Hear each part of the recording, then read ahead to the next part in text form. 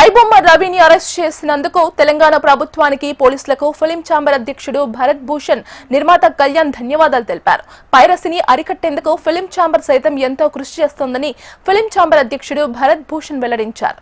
CM Revanth Reddy సినీ hub ని నెలకొల్పేందుకు కృషి చేస్తున్నారని తెలిపారు. వందల మంది కష్టాన్ని పైరసీ భూతం నీరు కార్చుతుందని నిర్మాత కళ్యాణ్ వెల్లడించారు.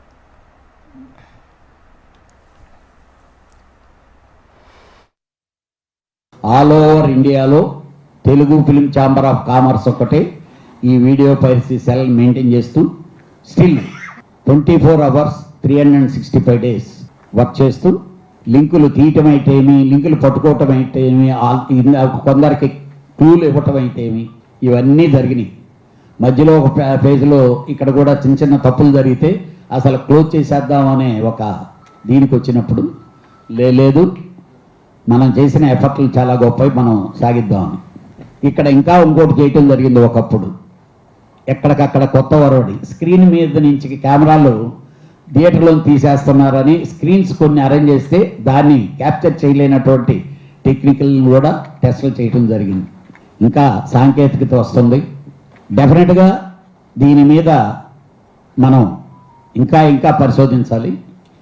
ఏది ఏమైనప్పటికీ నిన్న ఐబొమ్మ రవి ఆ భాషలో నిజంగా చెప్పాలంటే అండి, మన తెలంగాణ గవర్నమెంట్ అలానే సివి ఆనంద్ గారు ఇంతకుముందే దీని మించి ఆయన ఇంతకుముందు పోస్టులో ఉండేటప్పుడే ఈ కేసుని లీడ్ చేయటం స్టార్ట్ చేశారు.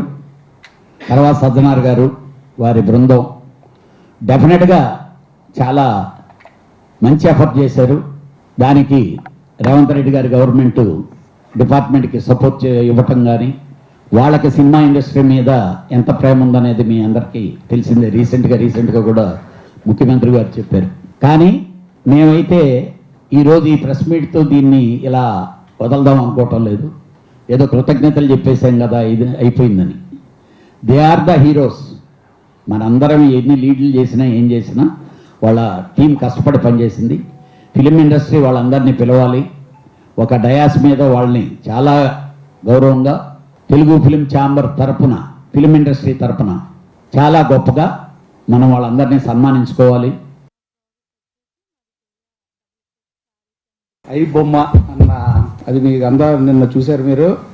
దాని మీద పోలీస్ డిపార్ట్మెంట్కి ప్రత్యేక కృతజ్ఞతలు తెలియజేయడానికి సివి ఆనంద్ గారికి, సజ్జనార్ గారికి, వారి సిబ్బందికి, తెలంగాణ రాష్ట్ర ప్రభుత్వానికి ప్రత్యేక కృతజ్ఞతలు తెలియజేసుకుంటూ, పైరసీలో తెలుగు ఫిలిం ఛాంబర్ పాత్ర లేదని నిన్న ఎవరో కొంతమంది అక్కడ మిత్రులు అభిప్రాయపడి అడిగారంట. 24/7 12 మెంబర్స్ కంటిన్యూగా 365 days ఇక్కడ వర్క్ చేస్తున్నారు.